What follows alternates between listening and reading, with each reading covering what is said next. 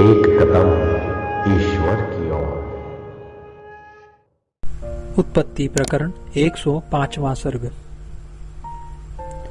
मोह रहित प्रकृतिस्थ राजा के प्रति सभासदों का मोह हेतु के विषय में प्रश्न के अनंतर राजा की उक्ति के आरंभ का वर्णन।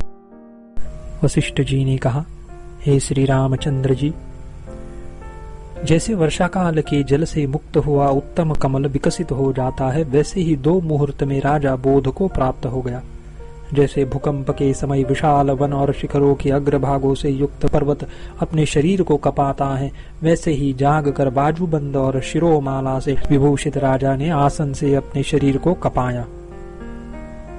पाताल हस्ती के यानी पृथ्वी को धारण करने वाले दिग्गज के क्षुब्ध होने पर जैसे हिमालय कंपित होता है, वैसे ही प्रबुद्ध होकर आसन के ऊपर वह कंपित हुआ।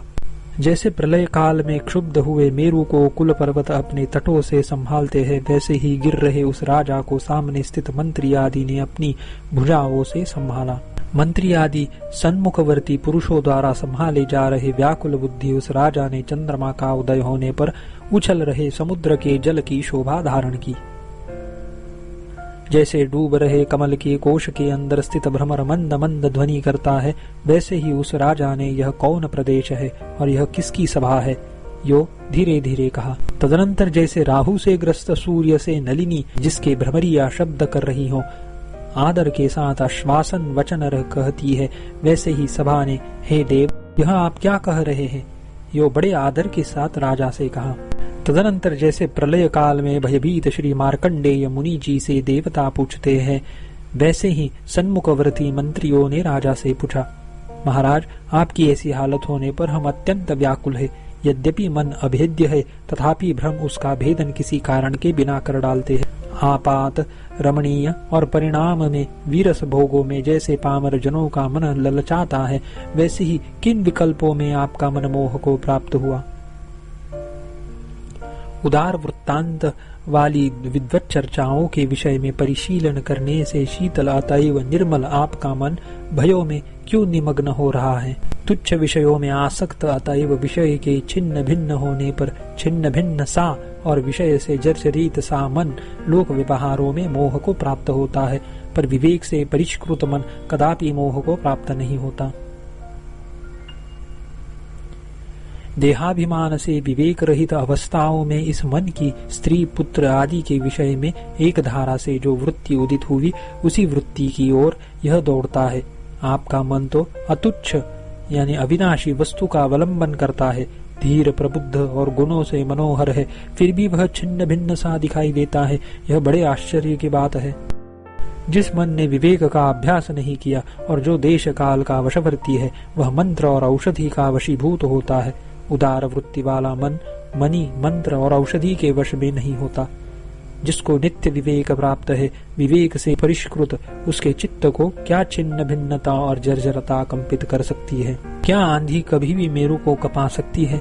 अर्थात जैसे आंधी का मेरु पर्वत को कपाना संभव नहीं है, वैसे ही विवेकी पुरुष के विवेक से विशुद्ध हृदय को विशीर्णता कंपित नहीं कर सकती।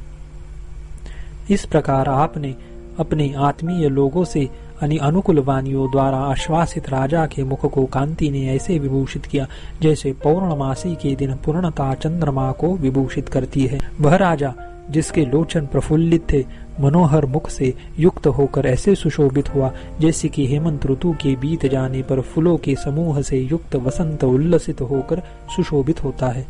जैसे डूबने के लिए तैयार चंद्रमा आकाश में राहु को देखकर भय से और आश्चर्य से खिन्न मुख वाला होता है, वैसे ही राजा इंद्रजालिक को देखकर अति भय और आश्चर्य से खिन्न और पूर्वापर सब वृत्तांतों के अनुसंधान से युक्त मुख वाला होकर सुशोभित हुआ। तदनंतर इंद्रजालिक को देखकर हंसते हुए राजा उससे जैसे सर्प को मार डालने वाले नेवले को देखकर छोटे सांप के वेश में छिपा हुआ नागराज उससे कहता है, वैसे ही कहा, अरे बिना विचारे काम करने वाले इंद्रजालिक, माया रूपी जाल से जटा वाले तुमने यह क्या किया, जिससे निश्चल और प्रसन्न सागर के सदृश मेरा मन एक क्षण में अप्रसन्नता को प्राप्त होता है। भगवान के सैकड़ों पदार्थों की शक्तियां विचित्र है, जिन्होंने अत्यंत शक्तिशाली मेरे चित्त को मोह में डाल दिया है। यह कम आश्चर्य नहीं है। लोक प्रसिद्ध संपूर्ण व्यवहारों के सिद्धांत रहस्य के ज्ञाता हम कहा और मन को मोह में डालने वाली इस समय अनुभूत ये विस्तृत आपत्तियां कहा। बुद्धिमानों का भी मन चाहे उसने महाज्ञान का अभ्यास कितना ही क्यों न कर लिया हो, देह के रहते कभी क्षण भर के लिए स्वप्न रूपी इंद्रजालों का मोह धारण करता है। हे सभासदों, इस आश्चर्यकारी आख्यान को आप लोग सुनिए जो इंद्रजालिक ने यहाँ पर एक मुहूर्त में मुझे दर्शाया है।